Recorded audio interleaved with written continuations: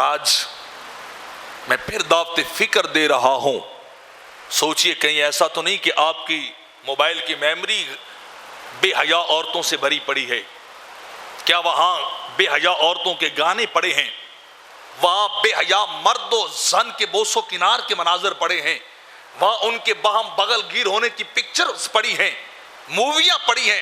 آپ جاتے ہیں روزانہ برا کے لاتے ہیں، پیسہ خرچ کر کے آپ بے حیائی کو جا کے خریدتے ہیں اور اپنی نگاہ کو ان سے جو ہے وہ لذت والا کرتے ہیں. یہ لذت تجھے بچائے گی نہیں، یہ لذت تجھے ڈبو دے گی. یہ بے حیائی تجھے آگ کی طرف لے کے جائے گی.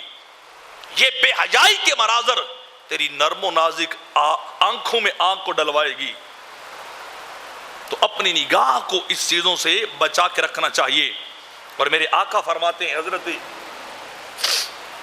عمر رضی اللہ تعالیٰ عنہ روایت کرتے ہیں، میرے آقا نے فرمایا جہاں ایک مرد اور ایک عورت ہوتے ہیں وہاں تیسرا شیطان ہوتا ہے.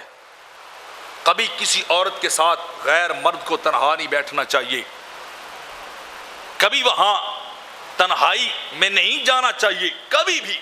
فرمایا وہاں فوراً تیسرا ابلیس آ جاتا ہے. ایسے ایسے فتنے دل و دماغ کے اندر پیدا کرتا ہے کہ انسان کا بچنا مشکل ہو جاتا ہے. تو انسان کو بچا کر رکھنا چاہیے.